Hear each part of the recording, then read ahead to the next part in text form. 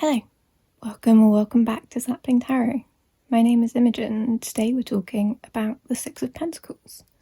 I want to talk about the Six of Pentacles and how we can relate it to the concept of mutual aid.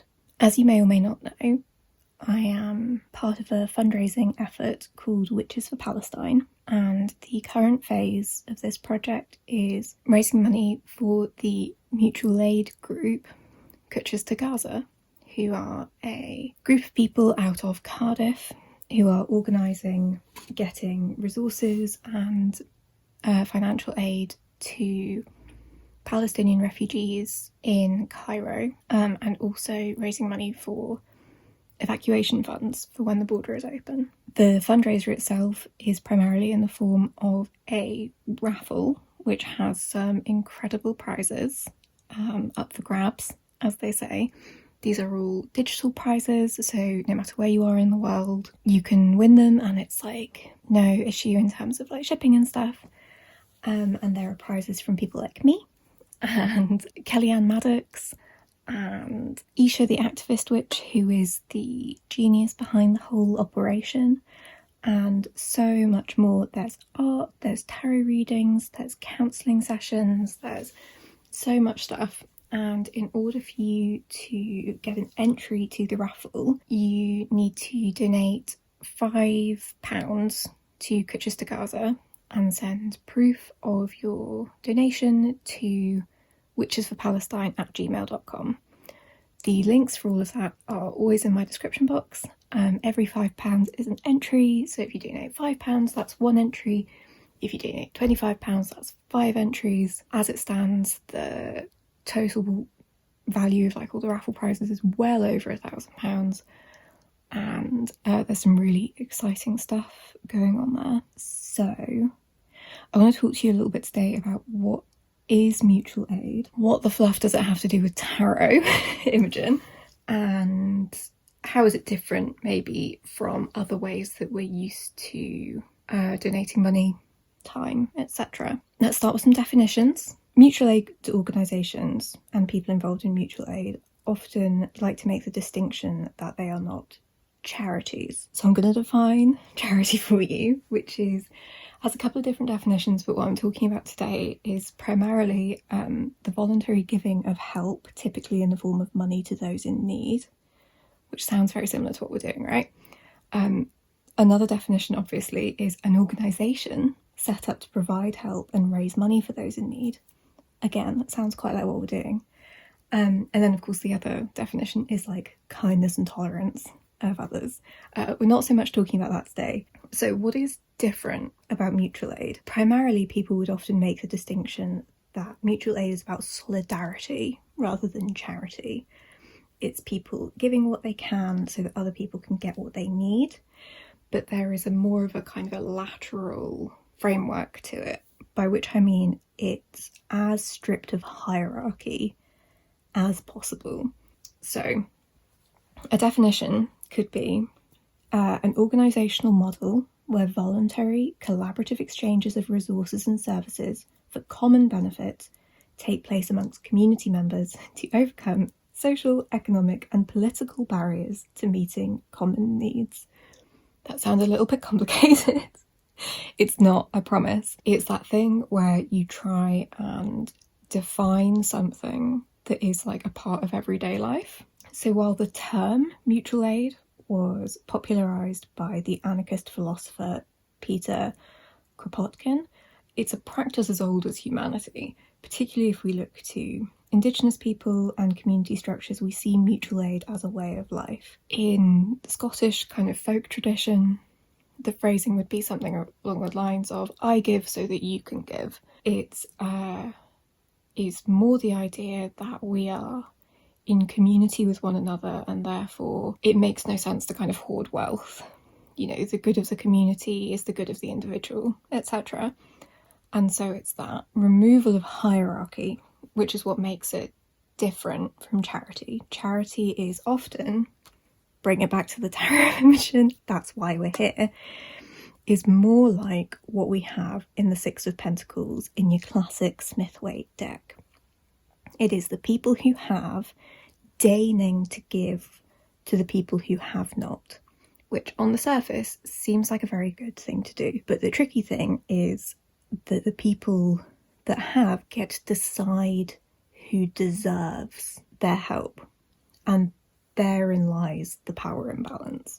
The idea behind mutual aid is the idea that resources are shared unconditionally. So instead of in the charity model where conditions for gaining access to help are often set, such as like means testing or grant stipulations, or, you know, we only give to this sort of person or that sort of person. If you do this thing, you're not allowed.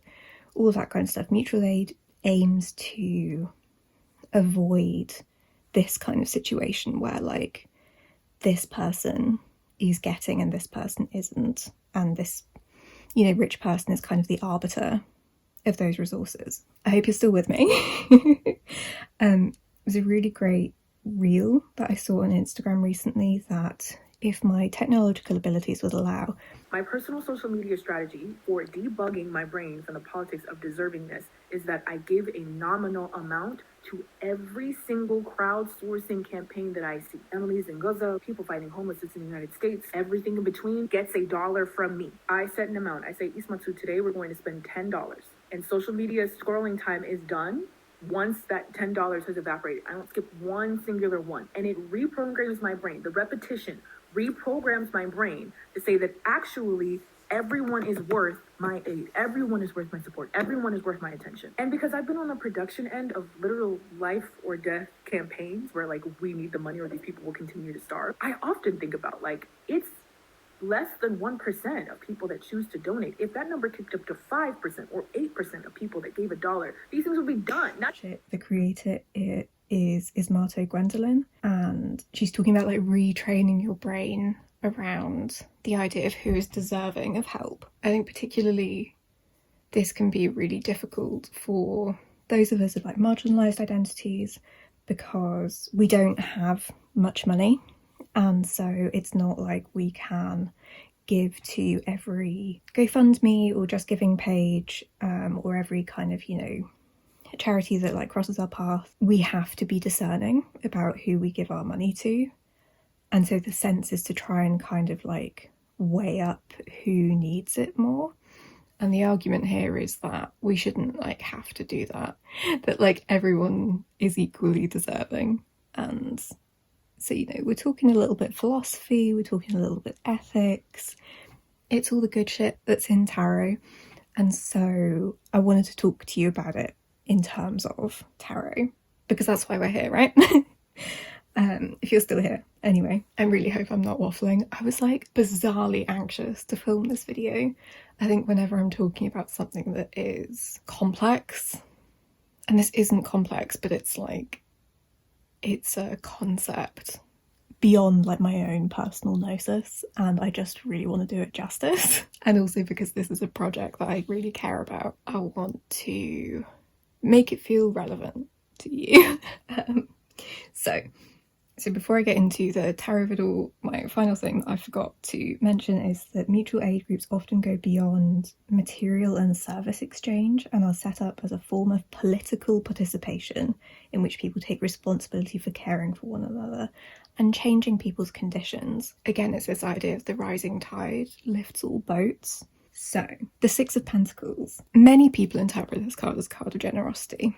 If you want to hear someone talk about the power structures in this card, I really recommend that you go and listen to Tarot Magpie, Sylvie, talk about it, and about how some of these, which are even decks that I know that they've mentioned, so like this one, how like some illustrations kind of skip past the power imbalance. Really recommend that. I'm going to like try not to bang on about that too much today, because what I am pitching to you is a turning it on its head, and in the style of Lane Smith's new book 78 Acts of Liberation, thinking about like what in the tarot can call us to action. What does the tarot suggest that we do? It's all very well and good for us to be here reflecting or fortune telling or any of the wonderful stuff that we do with tarot, but those of us who are yearning for a better world what can the tarot do to spur us on to making that world a reality? And please know, all of this is coming from me as a disabled, neurodivergent person who has very little capacity for doing much of anything. There is no judgment here if you're not able to do anything with what I'm presenting to you today. It's a journey, it's a process. We're all in our own place, in our own time. What I'm speaking to in this moment is for those of us who feel so impotent, I guess, and quite distressed and hopeless about what change can we affect. This is for us. This is for me. This is for us. This is what we're talking about. So, Six of Pentacles. Traditional interpretations often sugarcoat this into just a card of like generosity. I've positioned this Smith weight. It's the universal weight. It's like slight redrawings of Pixie's artwork to make it like a little bit clearer. I've positioned it in its journey through the Smith weight tarot, moving from this like depiction that is often seen as like poverty, but to my mind is a very clear distinction of kind of the haves and the have-nots. And then the haves and the have-nots meet in this card. And we have the power structures that I was talking about. And then there's this more kind of thoughtful, reflective position over here. Desperately trying to keep on track. If you know me, you know that this is a struggle. Right. So the hierarchical structures as illustrated in this card, I will show you some of the other ones. So a cuter version is this one in the Halloween tarot, where it's a trick-or-treater and someone with the sweeties, and that's lovely. And again, it's this like slightly more sugar-coated idea of generosity rather than the hierarchical structure that kind of can reinforce dependency, because it's not giving people the tools or the resources to change their material circumstances. We can read this card instead as like a card of shared responsibility, that like we're all responsible for each other, and we can see it more as this like process of giving and receiving as a part of a larger ongoing process of mutual support. So less of this. And the closest that I could find really was the Spacious Tarot, this more like circular, cyclic idea. So yeah, so the round, more circular. In Red Tarot, a book that I've been absolutely loving this year. I still haven't read it cover to cover because some of it is just like, it's too punchy, it's too impactful. My brain cannot withstand that much like good information in one go. Christopher Marmolejo talks about how the scale in the Six of Pentacles talks about when capitalism is speaking. They say, we will not be fooled by expecting an input to lead to immediate output. The mutual aid it champions is more than meeting needs in the moment. It is discovering the sense of self deeply connected to people and place. They urge us to see beyond the urge for the immediacy of charity and into the deeper structures that perpetuate the inequity that has led to people being in need.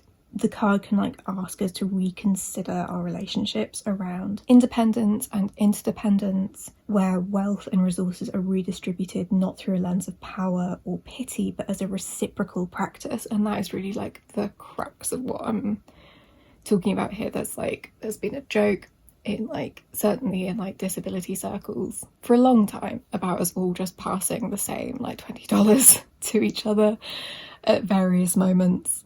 There are statistics about the fact that it's always the people who have the least that give the most in terms of like charitable giving and stuff. So like proportionately, people who know what it's like are often the people who are more prepared to give. And so this kind of reciprocal nature of it, not in a transactional way, but in a, we are all in community with one another. I support you, you support the next person, that next person might support me when I need it, you know? So going back to Petr Kropotkin, this like philosophical anarchist guy, he talks about how mutual aid is a process by which communities can come together to support one another, again, not through charity, but through solidarity.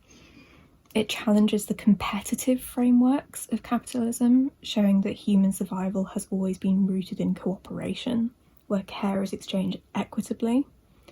Charity, again, by contrast, we've discussed this, often serves to maintain the hierarchies of power, reinforcing dependence of the recipient on the donor. I am going to put like a bunch of resources in the bottom, in the description box, in case you want to read like where I'm getting this information from in full. I'm not in any way an authority on any of this kind of stuff. I'm just here presenting some information to you. And as with everything on the internet, make sure you don't get all of your information from one place. So the critique of charity as a concept is also echoed by Frantz, Fanon and Michel, Foucault, who examined how charity can serve as a mechanism of social control. So in Fanon's analysis of colonialism, we're bringing that into, baby, he observed that acts of charity could be used to like pacify the oppressed, offering temporary relief while sustaining the systems of exploitation and domination that created the poverty in the first place. And then Foucault, I should have looked this up, how to pronounce his name, in his studies of biopolitics and power dynamics, also highlighted how charity can function as a tool of governance, so subtly maintaining the status quo by keeping the oppressed reliant on the benevolence of the powerful. If you've ever tried to access benefits, that will probably ring a little bit true to you. Now that I've explained what I'm talking about in terms of charity and mutual aid, and maybe you all already know this. If you did, you've maybe clicked off this video. Bless you if you're still with me. How do you see the difference in your own life in terms of people who help you in either a transactional way or in a way to kind of gain control over you and to keep you reliant on them? And how do people help and support you in a way that feels much more kind of lateral, and in that you give what you can give, they give what they can give, we do what we can, we do our best kind of way? And then how do those structures, as you see them in your life, kind of reinforce or challenge the power dynamics in your community? By community, I mean any relationships you have. Familial, friends, romantic, broader community, any of them. Can you see the difference between those two things? So the cyclical nature of care, that is kind of what I'm driving at here, is that we can see through the Six of Pentacles, breaking out of this hierarchy and these power imbalances, rather than reinforcing these one-sided exchanges where the giver is elevated above the receiver. We get this sense of, oh, we did a good because we, gave that poor person our money, rather than seeing that as part of kind of the ecosystem of humanity and how we all survive. So Bell Hook in All About Love, which is available on Spotify to listen to for free, I think. I really recommend it. What a book. Real care, according to Hooks, requires us to dismantle the systems that allow some to hoard power and resources at the expense of others. Hooks suggests that love and care must become political acts invested in collective liberation. When we engage in mutual aid, we're not simply giving, we are participating in this system of shared responsibility that distributes resources, vulnerability and power more equitably across our communities. Judith Butler's concept of precarity in frames of war provides a lens through which we can understand this more. Butler writes about how our shared vulnerabilities create an ethical obligation to care for one another, and by recognising our interdependence, mutual aid becomes a means of responding to the reality that we all need support and that none of us can survive in isolation. In this sense, care is not something that flows in one direction. It is a cyclical process, again, and that's this thing that I'm just going to be coming back to time and time again, where each of us gives so the other can give in return. Christopher Marmolejo of Red Tarot, who I've already mentioned, talks about how the Six of Pentacles wants hope to emerge from isolation with an elevated sense of possibility, we will know ourselves to be more capable, and we will come to expect more of each other, more of ourselves. We will intimately know that our actions depend on and affect the other. Mutual aid, then, is about more than meeting needs in the moment. It is about building networks of care that sustain us and resist the structures that create inequity in the first place. Really driving these points home. I'm really sorry if it feels repetitive. Why are you talking to us about this, Imogen?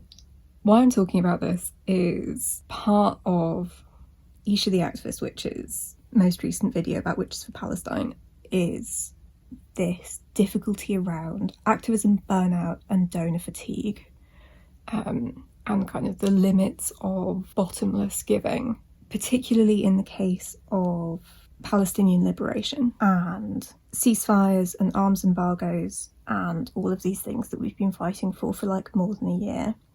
It's perfectly reasonable for people to be feeling burnt the fuck out. You know, what's that word that we've got now? Polycrisis. Lovely. With all of the ecological and environmental disasters that have been going on for the last year, it's totally fair if things have kind of like taken a bit of a backseat and you are just fighting to get through one day and the next. There's so much shit happening.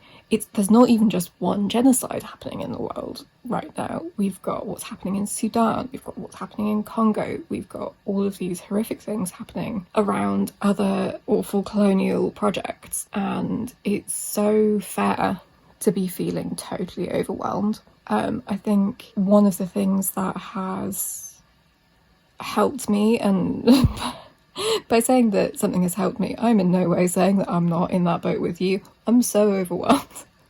I'm so like a hair's breadth away from just like sticking my head in the sand at any given moment. We're still in an active pandemic, and I feel like we're all just a hair's breadth away from hitting the fuck it button, but we're not going to, because all of these things are linked, and every other human on this planet's survival is linked to our own survival and the survival of our families and our friends and our children and our loved ones. There is no real terms distinction, and I think that is something that has helped me in terms of feeling like there's a million fires to be put out.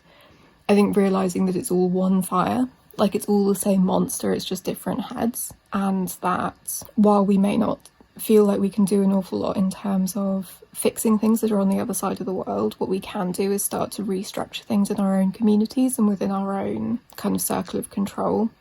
There are things we can do to help people further away from us in terms of like geographical proximity. For instance, these mutual aid efforts that are happening for refugees and getting money and resources to people experiencing the brunt of climate crisis, genocide, ecocide. I think we can expect of ourselves that we need to just kind of give and give and give. And if we are viewing things through the lens of charity, then it's kind of, we're giving with nothing in return. And that is not sustainable. And so if we think about it more in this sense of the reciprocal thing of leaning into our own vulnerability and allowing other people to support us as well, that's how we maintain our ability as humans working for each other's liberation. Jessica Dore captures this dynamic in her book Tarry for Change, which is really great. It's a Hay House one. She says about how when we erect hierarchies in any type of relationship, whether that be the therapist who maintains a position of power by disclosing nothing about themselves, or the partner who is constantly trying to help the other without ever asking for what they themselves need, we're investing in a structure that unevenly distributes things like care, resources, vulnerability, and as a result, power. These words resonate really deeply with, I think, what I'm trying to drive at, is that they reveal how uneven distributions of care and vulnerability create power imbalances that leave caregivers depleted, but also care receivers in this kind of lower and kind of tenuous position. So Dore goes on to explain about how the emotional underpinnings of this, I mean, she uses the word compulsive, which I don't know is exactly what I'm getting for, but I can't think of another word right now, kind of suggesting that the drive to make oneself indispensable can come from fears of abandonment. In making ourselves essential to others, we may feel secure in the belief that we will not be left behind. Yet she points out that this form of giving often leads to burnout, as we pour out our resources without receiving reciprocal care in return. It's also sort of oddly a form of manipulation to be giving and giving and giving more than is sustainable and kind of making someone reliant without ever taking anything. It's, you know, that is not the basis of the kind of adult relationships that we want to be having. I understand why we do this. I do. There are so many societal pressures on different groups of people to be the endlessly giving, never receiving person. You know, we shy away from being seen as needy or sensitive, or all of these words that have been thrown at so many of us for ever expressing our needs or wants or desires. There's no shame in it, but it's like, it's just something that's worth considering in terms of why we do it and the kind of the root causes, and is there a way for us to shift our perspective in a way that doesn't lead us to burnout and often resentment, I think, in personal relationships. So when we think about like the Thoth interpretation of the Six of Pentacles, which talks about success, so here I've got the Outgrow Yourself Tarot and Oracle. I think it's about how we define success and about the kind of the hoarding of resources and responsibility and power and how that feels like in our body to be that person that kind of is holding all of the cards in an emotional way, in a financial way, in a, you know, that position of stability and power, but kind of what it comes at the cost of. If we measure success and kind of goodness by how much we can give without receiving, is that ideal? Are we setting ourselves up for like crashing and burning? Emma Goldman, another anarchist thinker and activist, critiqued this endless expectation of giving in her writings on kind of, I mean, I don't know if she called it activism burnout, but like in her writings, she argued that movements for social change often demand too much of their members without recognising the need for rest and renewal. And I think that, I mean, that's really simplifying what she was talking about, but it's like, I think because we've all been pickled in capitalism, we can sometimes have too high expectations of ourselves and our fellow activists and humans that we need to just be able to give and give and give in the same way that we expect people to be able to work and work and work, and never take a rest and never take a beat. And there was a really beautiful analogy that was used in one of the first Which is for Palestine videos, where Sabrine talks about how if we're all singing in a choir, and you wouldn't want to hear me singing in a choir, but let's hold the metaphor for a moment.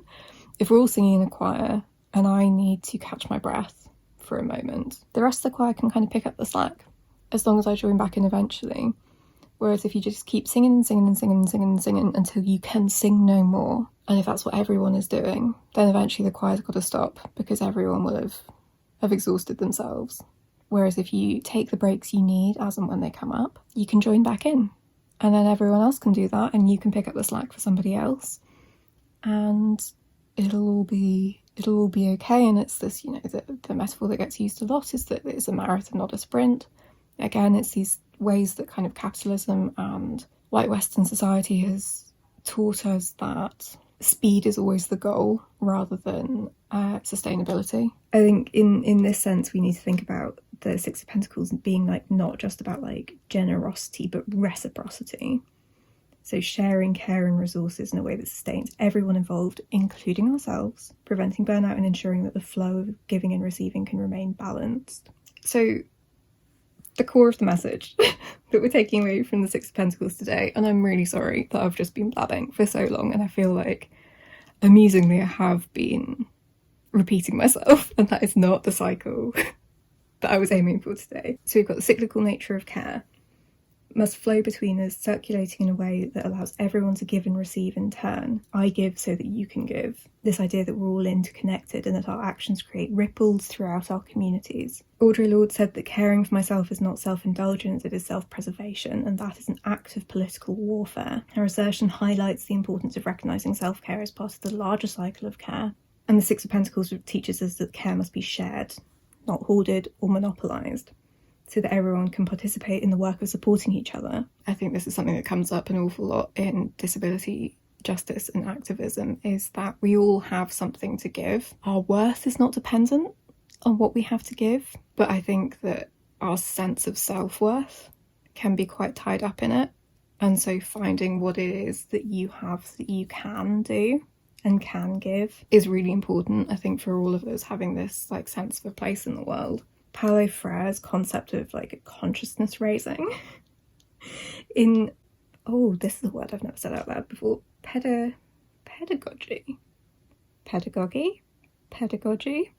Oh, spot the non-academic. Good job, Imogen. I did my best with my sourcing for this. But we're hitting the edges of what I'm capable of. He emphasises the importance of collective empowerment through education. So when we're sharing resources, we're also building collective knowledge about how to dismantle the systems of oppression.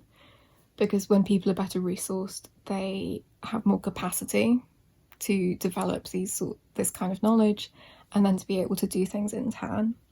Our communities can identify like the roots of struggles and work together to find solutions. Again, ensuring that care is distributed equitably and sustainably. When considering the Six of Pentacles in relation to our fundraising efforts, I'm reframing it. Moving away from the ideas of pure generosity or charity and into this idea of mutual aid. It's not about providing immediate relief. I mean, it is immediate relief because we're talking about getting people mattresses so that they can have a better night's sleep, getting people food, paying their rent. But in terms of like, we're not fixing the world right now. And I'm really sorry. I wish there was a way that I could direct you to a fundraiser where it's like, give £5 and we will fix all of the world's ills right now. But in this instance, we are making a tangible difference to people's lives right now. But also in participating in mutual aid, you are unconditioning yourself in these really damaging and harmful norms that we've all been forced to swallow, living in, well, certainly the society in which I live, and talking about like our shared responsibility for one another, for each other's well-being. The ongoing struggles faced by displaced Palestinians are not an isolated incident. The genocide happening against Palestinians is not an isolated incident. It is a symptom of global systems of oppression. By contributing to this effort, we're actively participating in a cycle of collective care and solidarity and recognising that our liberation is tied to theirs. It's not just about one-time donations, but about network building and creating sustainable systems of support that reflect our commitment to justice.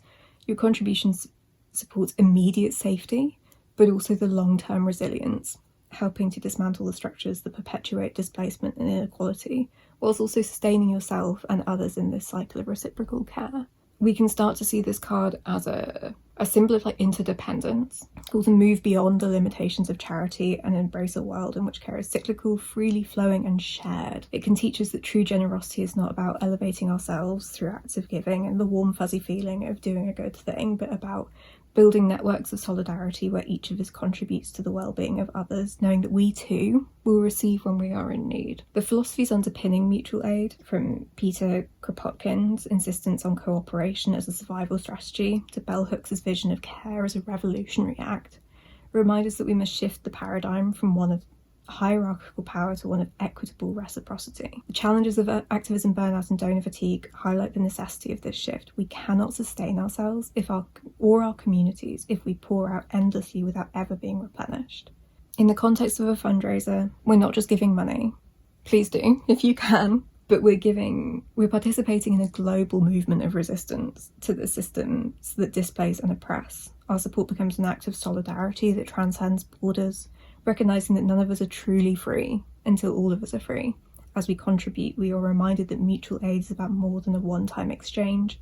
It's about committing to a continuous cycle of care that uplifts all of us, ensuring that no one is left behind. As we move forward, the Six of Pentacles asks us to reflect on how we can deepen our participation in this cycle of care. The work of mutual aid is ongoing, and through it we have the power to transform our communities, dismantling the systems that create oppression and building a world where care and justice are for everyone. Thank you so much for being here and listening to me waffle for an awfully long time. I really hope that, at the very least, I've given you something to think about. I hope you'll be able to contribute in one way or another. I know that money is fucking tight. I'm not really expecting anything from anyone. If you can't donate either a prize to the raffle or money to the fundraiser, I get it. We do what we can with what we have. knowing that we are part of this bigger movement. If you could share the fundraiser, that would be super helpful.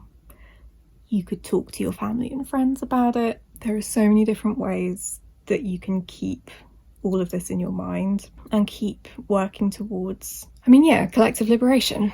Isn't that what we're all driving towards? I know I say this in every video, but I really hope you're taking good care of yourselves.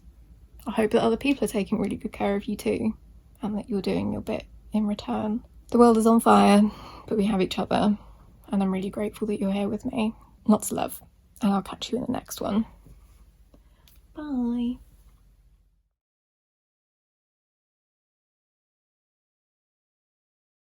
We are not doing a drinking game for every time I say, or does that make sense? Because I'm doing my best.